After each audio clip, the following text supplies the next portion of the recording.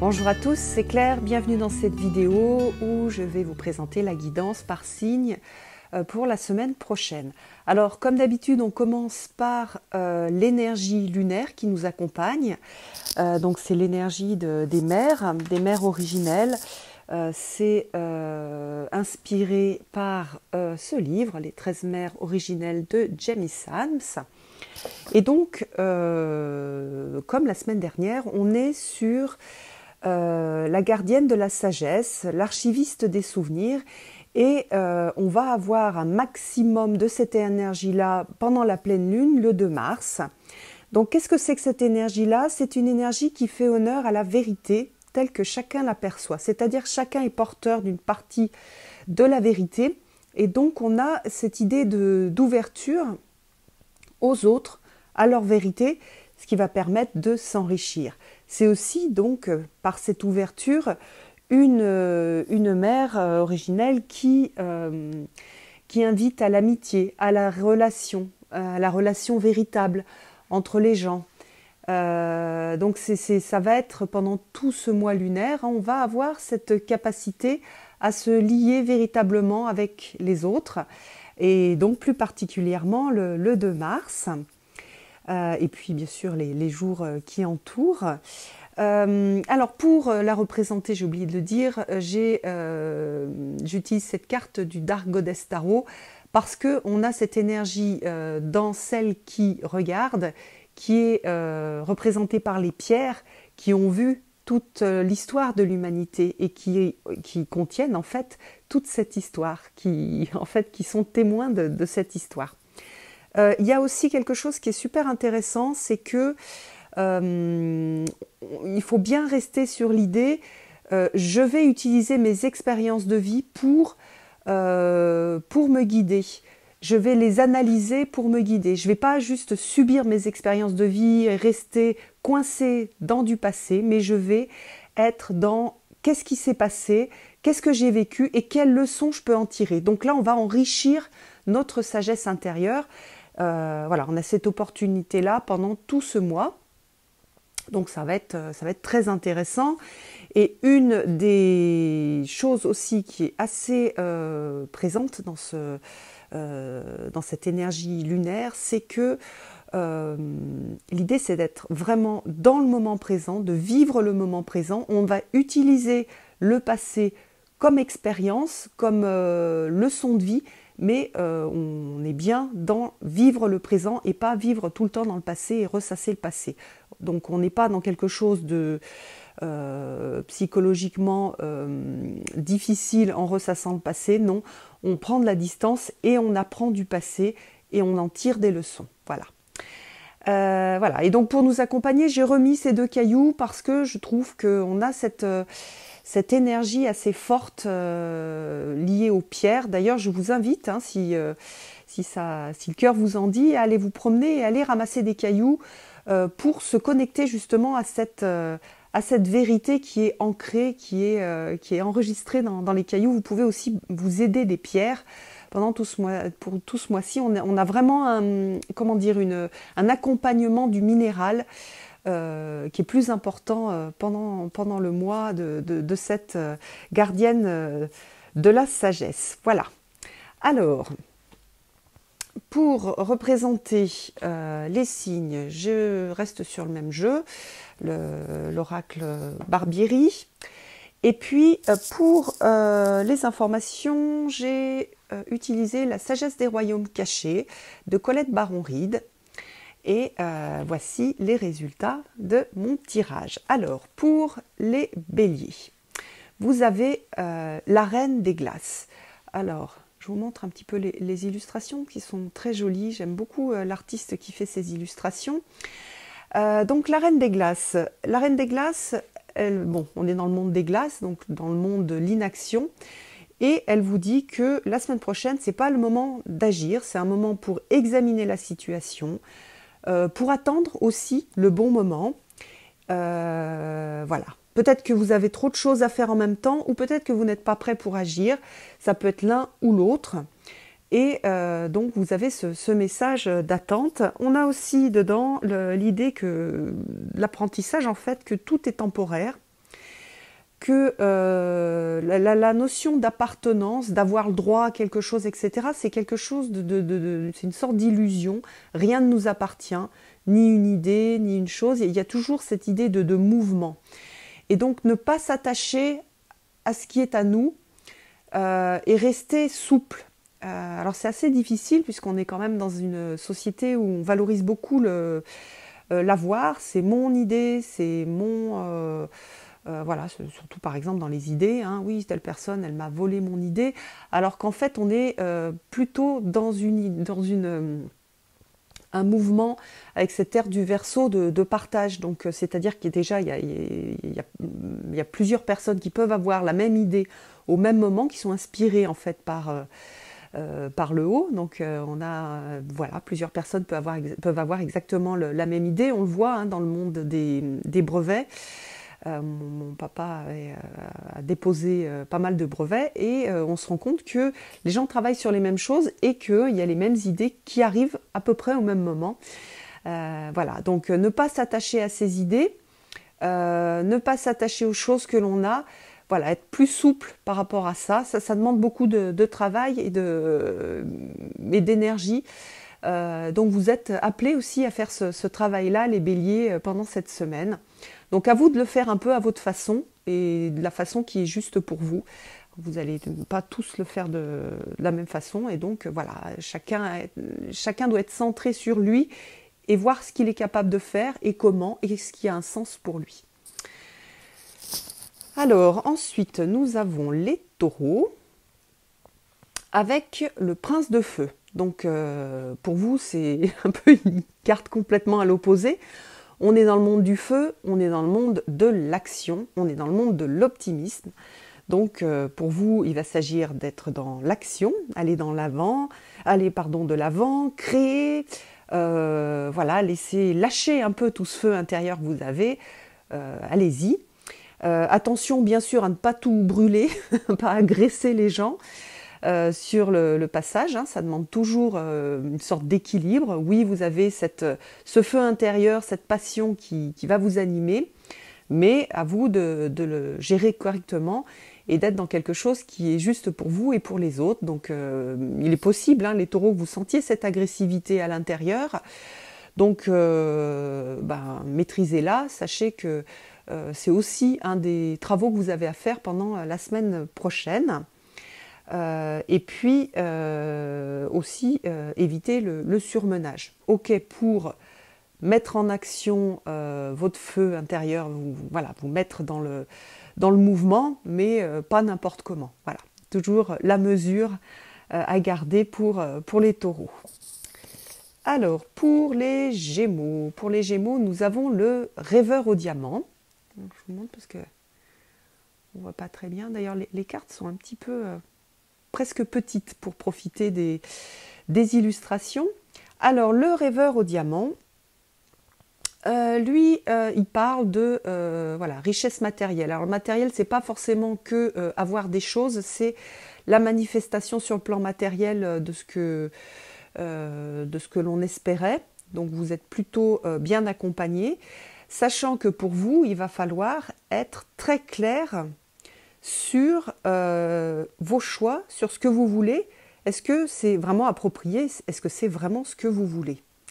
Donc, sur quoi vous vous focalisez? Qu'est-ce que vous matérialisez?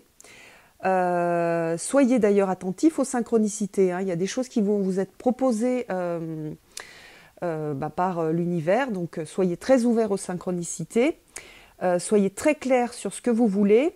Et aussi, bien sûr, ne soyez pas prisonniers du matérialisme. Souvent, on dit être attaché à des choses matérielles. Et donc, être attaché, c'est aussi être prisonnier. Donc, soyez conscients de ça. Donc, un double travail, des choses qui vont se matérialiser dans votre vie. Et attention à ne pas être non plus trop attaché à ces choses-là. Et donc aux choses peut-être que vous aviez avant, et alors que vous êtes par exemple, pour certains Gémeaux, vous allez être dans une phase de transformation, donc il va falloir lâcher un certain nombre de choses pour que la nouveauté vienne se matérialiser. Donc c'est là où vous allez être challengé pour lâcher et pour vous détacher de ce que vous aviez, pour pouvoir laisser de la place pour que de nouvelles choses arrivent dans votre vie.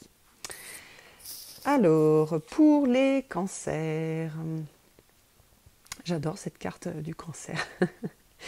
Alors, la danseuse spirale. Alors, donc vous avez cette danseuse qui tourne sur elle-même qui danse en fait au rythme de sa propre musique. Sachez que peut-être que vous allez avoir l'impression de tourner en rond d'ailleurs. C'est le mot voilà, spirale, il y a aussi cette idée de tourner en rond, et en fait non, vous n'êtes pas en train de tourner en rond, vous êtes en train d'avancer, mais en spirale. La voie toute droite, elle est rarement empruntée par l'âme pour avancer. Souvent on a des choses en rond, donc on a l'impression qu'on recommence un cycle, mais c'est un nouveau cycle, et vous allez surtout avancer à partir de ce cycle-là sur quelque chose de nouveau. Donc si vous avez cette impression de tourner en rond, c'est normal. Par contre, c'est erroné de penser que vous n'avancez pas. Vous avancez, mais vous avancez en spirale et à votre propre rythme. On a aussi l'idée de bien être en harmonie avec votre propre musique, mais d'être attentif aussi à la musique extérieure et de bien rester en harmonie aussi avec ce qu'il y a autour, le monde qui vous entoure. Donc voilà, il y a cette idée de ne pas désespérer alors que vous pensez que vous êtes en train de refaire des choses que vous avez déjà faites, donc vous allez les faire mais d'une façon différente. 2, soyez bien en harmonie avec votre propre rythme et mettez-vous aussi en harmonie avec l'extérieur. Vibrez avec le monde, voilà. Donc ça c'est pour les cancers. Pour les lions. Pour les lions, vous avez la reine de l'échiquier. Donc vous voyez que là, vous avez une carte qui est très mentale. Donc c'est une carte qui va vous apporter de la stratégie, qui va vous apporter la capacité à comprendre les choses, à les prévoir, à les anticiper. La semaine prochaine, c'est bien ça va être une très bonne semaine pour prévoir les choses, pour les comprendre. Si vous êtes dans le flou, vous allez voir que vous allez comprendre un certain nombre de choses et comprendre comment vous sortir du flou, comment vous sortir des problèmes. Vous allez avoir cette énergie de cette reine de l'échiquier qui va vous aider à jouer votre jeu sur l'échiquier de la vie. Donc ayez confiance. Par contre, attention de ne pas partir dans quelque chose de trop mental. Soyez toujours attentif à relier le cœur et le mental. Le cœur, c'est... alors, il y a une partie qu'on sent moins, qui est un peu mystérieuse, donc qu'on va plus ressentir au niveau vraiment du cœur et du ressenti de l'amour. Et le fait d'être lié aux autres. De toujours prendre en compte les autres dans ce que vous allez décider. Voilà, donc ça c'est pour vous, amis lions. Pour les vierges, alors pour les vierges, vous avez l'orphelin emprisonné. Alors l'orphelin emprisonné, il parle du dénigrement de soi et de la conscience pauvre. Alors qu'est-ce que ça veut dire? Cet orphelin emprisonné, il parle du juge intérieur. Cette petite voix intérieure qui vous dit que vous n'êtes toujours pas à la hauteur, que non, vous n'arriverez jamais à faire ça, que ça c'est pour vous, vous n'êtes pas suffisamment beau, intelligent, enfin peu importe. C'est une sorte de bourreau intérieur. Alors j'aime pas dire que c'est un bourreau intérieur parce que en fait ce juge intérieur il n'est pas là pour faire du mal. En fait c'est une sorte de protection. Il vous empêche d'avancer parce qu'il a peur en fait. Donc ce qu'il faut, c'est, vous pouvez l'écouter, le laisser parler, de toute façon c'est impossible de le faire taire. Par contre, attention de ne pas suivre tout ce qu'il vous raconte. Donc connectez-vous à autre chose, à votre rêveur intérieur par exemple, pour pouvoir avancer, pour pouvoir oser et pour pouvoir vous construire une belle vie. Quand on est tout le temps sur je suis capable de rien, je ne mérite rien, je suis nulle, etc. Eh bien, dans notre vie, chaque fois qu'il y a une opportunité, on ne va pas la prendre. Chaque fois qu'il y a une synchronicité, on ne va pas la voir. Donc pour vous, il s'agit d'ouvrir les yeux, de regarder les synchronicités et d'oser. C'est important. Faites-le pour vous, faites-le pour les autres, parce que vous avez votre lumière personnelle à apporter au monde, et là vous êtes enfermé dans votre coquille. Donc apportez cette lumière, apportez cette particularité que vous avez, et reconnaissez vos qualités, tous vos dons personnels. Faites preuve d'intelligence pour aller reconnaître ce qui est beau en vous et ce qui va vous permettre, les choses sur lesquelles vous pouvez vous appuyer pour avancer et apporter votre lumière au monde.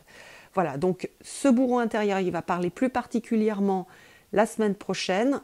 Laissez-le parler, n'essayez pas de lutter contre, parce que vous allez alimenter, en fait, au niveau de l'énergie, vous allez l'alimenter. Juste écoutez-le, dites-lui « Ok, merci, je sais que tu as peur, mais moi, je décide d'aller vers la lumière et d'avancer. » Voilà, et donc ouvrez-vous à vos rêves et à ce que vous êtes capable d'apporter au monde. Alors, au niveau des balances, nous avons l'esprit chuchoteur.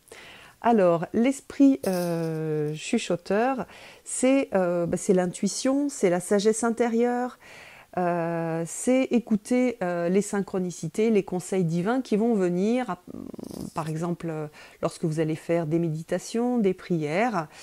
Ce sont des choses aussi qui vont venir à travers des petits signes de la vie. Vous allez avoir des directions qui vont vous être données. Donc ouvrez bien les yeux. C'est aussi un moment d'idées donc inspirées, inspirées par le haut. Donc souvent les idées inspirées par le haut, ce sont des idées qui sont pour le bien de tous. Donc c'est vraiment, on a cette idée aussi de service. Et si vous aviez l'impression d'être dans du flou, que rien n'allait, que vous ne savez plus du tout quelle direction prendre, vous allez être remis un petit peu sur les rails. Votre âme va vous aider à vous remettre sur les rails pour pouvoir avancer sur votre chemin de vie. C'est un peu, il y a certaines balances qui sont peut-être parties sur un chemin qui ne leur correspond pas, et donc vous allez peut-être un peu retraverser des terres un peu sauvages avec peut-être un peu des ronces pour revenir sur votre chemin de vie, pour être à nouveau sur les rails. Donc ça c'est intéressant, c'est très intéressant comme énergie pour vous les balances, parce que ça va vous remettre sur le droit chemin, et le droit chemin il est souvent beaucoup plus facile à arpenter que les chemins qui sont pas tout à fait justes et que l'on a pris parce qu'on pensait que c'était les bons, bien sûr, mais qui sont du coup pas trop adaptés à qui on est et à ce qu'on a à faire dans cette vie-là.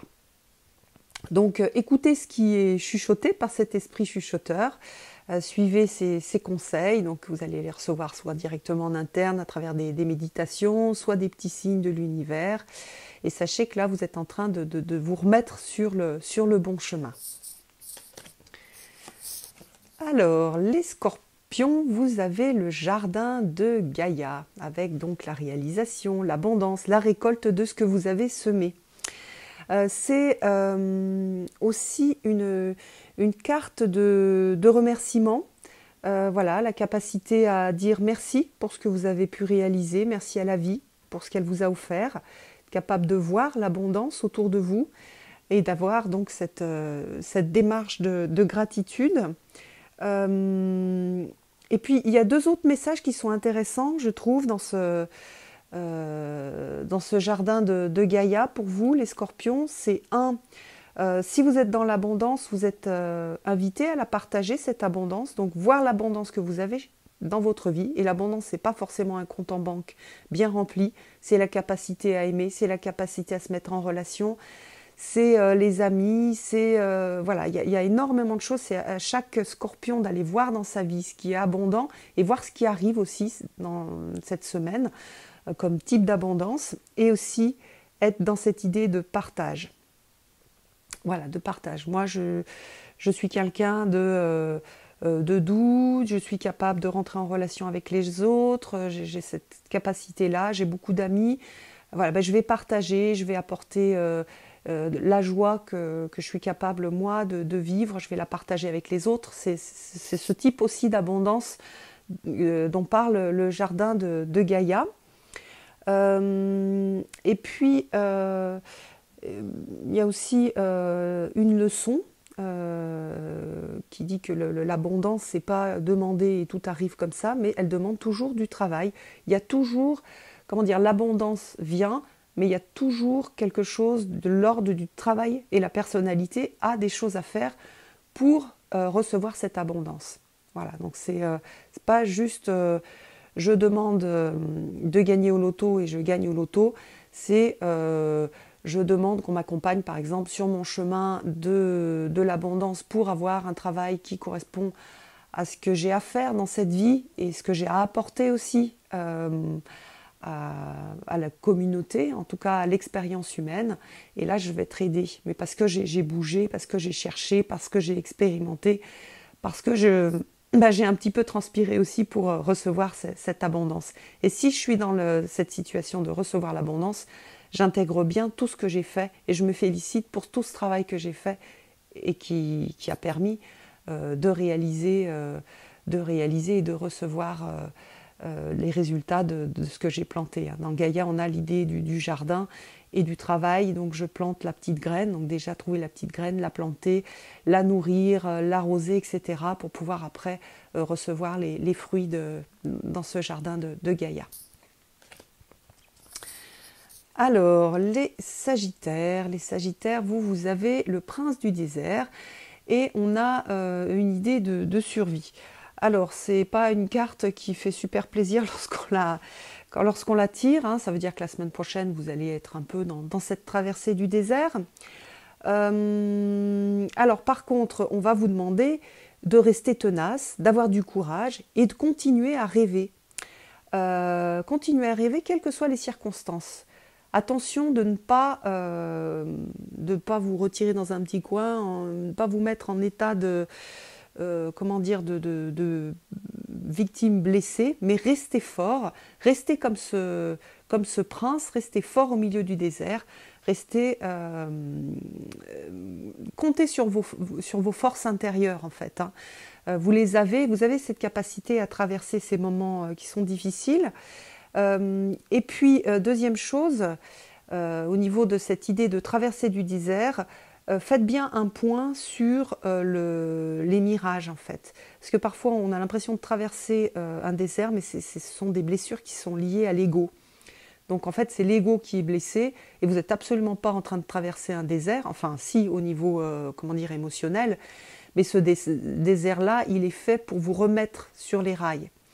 Parce que vous êtes en train juste de travailler l'ego et les désirs de l'ego et en fait ça vous rend absolument pas heureux, vous avez l'impression de manquer alors qu'en fait vous n'êtes pas dans le manque. Donc attention pour vous de bien analyser votre désert et de voir qu'est-ce que c'est que ce désert, pourquoi je souffre, pourquoi je suis pas très bien, pourquoi j'ai l'impression d'être en manque. Et est-ce que c'est juste, pas juste? Peut-être que c'est juste et que c'est un moment d'attente pour partir sur quelque chose de nouveau après, donc gardez bien vos rêves. Peut-être qu'il s'agit de remettre un peu en place vos rêves et de voir quels sont vos véritables rêves et pas les rêves de réparation de l'ego. Hein, on a tous ça, hein, on a tous des rêves de réparation de l'ego. Si on a été par exemple humilié en étant enfant, on va avoir envie de briller, on va avoir envie qu'on nous voit, on va avoir envie d'être célèbre par exemple, avoir des envies de célébrité, alors qu'en fait c'est qu'une réparation de l'ego. C'est pas ça vraiment notre chemin de vie, c'est pas ça qu'on a à faire. Voilà, donc revenez sur des choses qui sont plus justes pour vous et vous verrez que ce sera beaucoup plus doux. Alors ensuite les Capricornes. Les Capricornes, vous avez la tisseuse de toile. Je vous la montre. Elle est super jolie, voilà, elle est en train de tisser sa toile. Donc on a l'idée de la synchronicité, de l'intelligence divine et de la loi de cause à effet.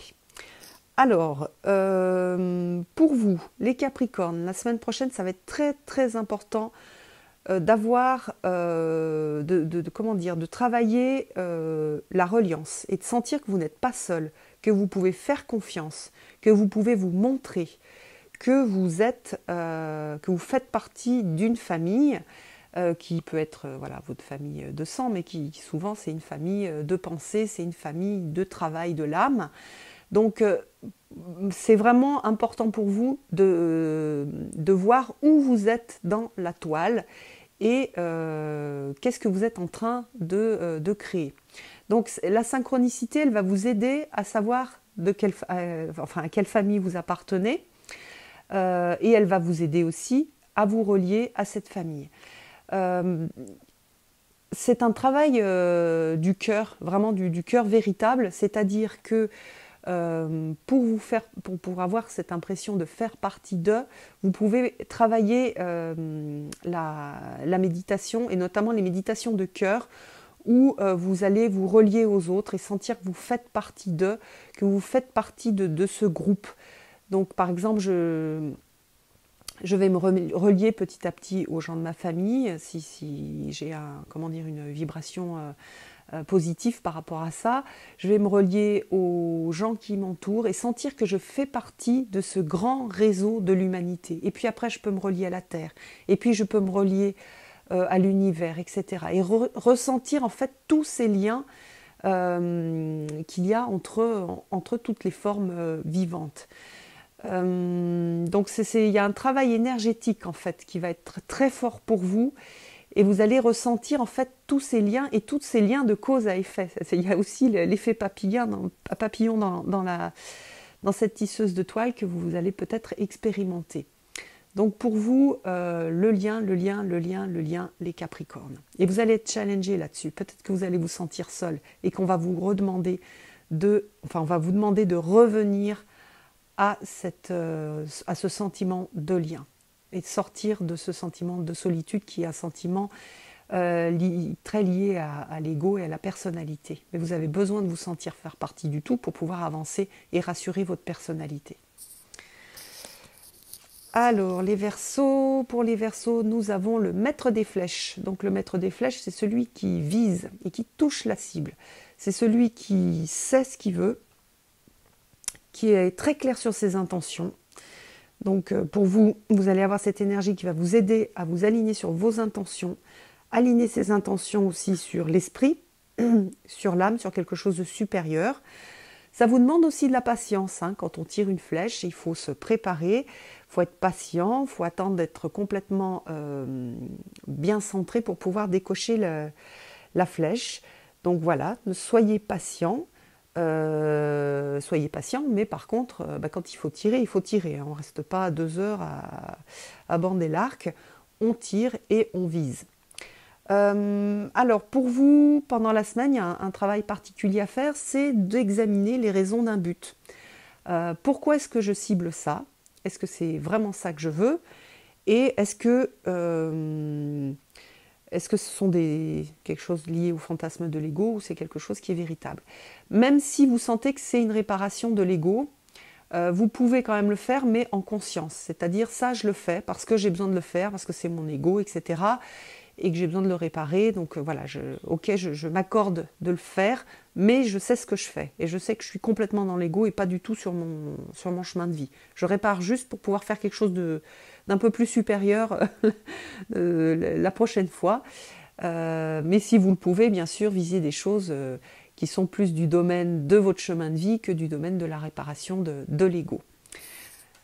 Et puis enfin, nos amis poissons avec le maître de la minutie. Alors pour les poissons, vous allez travailler les détails. Attention aux détails. Alors attention aux détails, ça veut dire quoi? Ça veut dire que chaque moment compte, tout ce que vous faites compte, chaque petit geste compte. Donc c'est reconnaître la puissance des petits gestes, être sur le moment présent et voir tout ce qui se passe dans le détail. C'est aussi reconnaître, par exemple, souvent on reconnaît que les choses incroyables que l'on a pu faire et on ne reconnaît pas l'incroyable dans les tout petits gestes. Un petit geste de gentillesse, un petit sourire, une toute petite chose qu'on va faire pour soi pour rassurer son enfant intérieur, une petite chose qu'on va faire pour les autres, une petite chose qu'on va comprendre, et donc on a cette idée de reconnaissance du petit et de la puissance du petit. On a aussi le travail sur les failles dans les fondations. Donc les failles sur les fondations, c'est le travail de la tour aussi, c'est-à-dire que la tour, enfin comment dire, la personnalité, elle est construite à partir de plein de petites pierres, et parfois, quand on a eu, enfin on a tous eu ça, hein, des problèmes dans l'enfance, on porte un certain nombre de choses à travailler, et on doit retravailler les fondations pour pas que tout s'écroule. Donc pour vous, il va y avoir aussi, on va dire, pour pas mal de poissons, un travail qui va être au niveau de la psychologie, sur les fondations, les choses qui m'ont manqué, et comment je fais pour réparer, pour pouvoir avancer. Donc je dirais aussi que dans ce maître de la minutie, on peut avoir une idée de travail sur l'enfant intérieur pour pouvoir, comment dire, réparer et avoir des fondations qui sont beaucoup plus fortes, beaucoup plus posées. Et ça permet d'avancer en n'étant plus justement sur la réparation et sur des fantasmes de l'ego, comme je disais dans une autre carte, la carte précédente, mais sur des choses beaucoup plus justes. Hein, l'ego, on en a besoin, il faut en prendre aussi soin. La personnalité, elle est importante, donc l'idée de réparer les fondations, c'est l'idée de retravailler son ego pour pouvoir le rassurer et pour pouvoir être capable, du coup, après, de suivre son chemin de vie avec quelque chose de beaucoup plus aligné sur l'âme. Voilà, donc ça c'est le travail pour les poissons. Je vous souhaite à tous une très très belle semaine et je vous donne rendez-vous pour une prochaine vidéo. À bientôt!